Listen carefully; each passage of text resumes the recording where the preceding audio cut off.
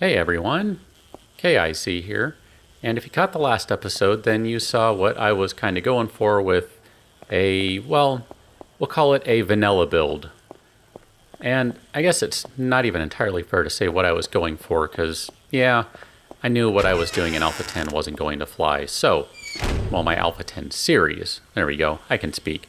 So this is kind of what I came up with just for kicks, not really using standard stuff. Now, most of the blocks here are standard, actually. The only ones that aren't are the shower blocks. And that's really it. This stuff here, that's just regular plain old concrete I threw in there, moved the door over. That way I could have this nice and even over here because, well, who doesn't like a little symmetry? But let me show you what I have going on here because, yeah, I admit, I'm not the best at aesthetics here. I'm sorry, I just realized I would like a little extra light down here. I just think that would look nice. But I gotta tell you, this is actually pretty functional too. So we'll do something like that. There we go. There's a little extra light up here. And I think I totally missed, didn't I? Yep, I think I totally missed right there. That should be right there. Now, this building here too, I do want to take a moment just to show you. Yeah, there's ramps here because I put up metal ladders on pretty much every side over here. In fact, here, let's just go ahead and fly around the building a little bit and you can see that, yep, I have metal ladders in all sorts of places because had I really had the time to go crazy and make all sorts of stuff, this is kind of what I would have done here. I would have put a bunch of metal ladders everywhere, reinforced things a little bit, and made this kind of nice reinforced concrete fortress entrance over here, which, as you'll see, is pretty much protected on every side from spider zombies. Now the fun part is this bridge right here, which is basically all reinforced scrap metal. And then the shower blocks, those are the shower glass. Those are the only non-vanilla blocks that I used. But I'll just kind of show you what I've done here, just because, I don't know, I kind of like it. I think it looks pretty fun. This gives you a nice ground appearance. You can see that there's some little kind of teeth sort of thing going on here. It's uneven because that's technically how I built the bridge. Now you'll see there's basically 5 blocks, 6 blocks, 1, 2, 3, 4, 5, 6, there you go. Maybe 7, 1, 2, 3, 4, 5, 6, 7. Hey, look at that, I can count.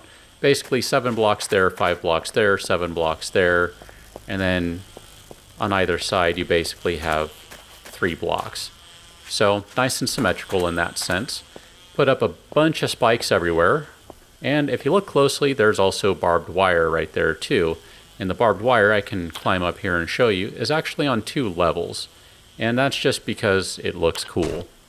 I don't really think a spider zombie is going to be able to climb between the spikes and the first layer of barbed wire, but hey, you know what? Why not? Just because we can't doesn't mean we shouldn't, or something like that. Now, I didn't really do much on the inside because, quite frankly, not anything's really going to get in here. And if it does, well, I guess I'll worry about it at that point, but I did put essentially a row of spikes over there because these are the ones that were already next to the building thanks to my initial building reinforcing of this particular area. Now there was a car over here. I moved the car.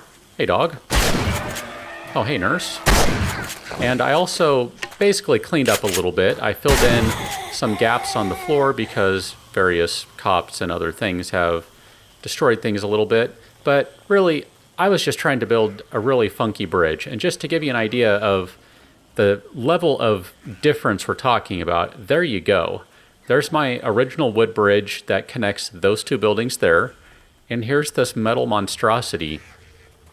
I thought about including some sort of ladder or something to the side that would allow me to basically get up from over here, but because I put the barbed wire up, that kind of limits my choices.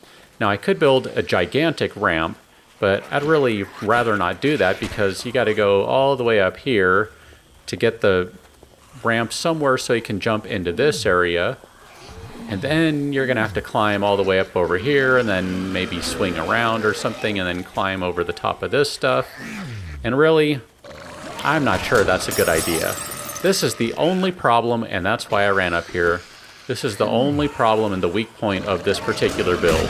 But this one, at least as far as this part of the bridge is concerned,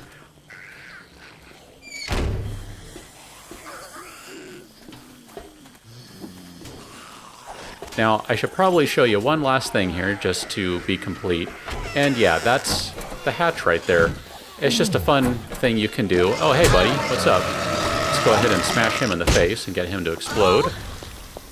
But this is kind of a good way when you're doing something like this, if you're building a ramp up to somewhere, this is a good way to add a little extra defense. Build a hatch, and because of the way the game works, you don't even have to have these blocks right here. I can get rid of these, and the spike will float because it's attached to the wall. And because there's a spike attached to the wall, you can put a hatch over it, put a door in front of it, boom, done, you're good to go. When you run in, you do something like this, you close that, and now you don't need to worry about the zombies getting in and banging on your door from behind because that one spike is enough to kill everyone. Yep, it pretty much is. So there you have it. That's my not entirely realistic, but just kind of having fun with things sort of build that I was going for. And, you know, it's fun to take a shotgun to it because that right there, that's pretty satisfying. So I'll catch you on the next episode. Until then, thanks for watching. See you later.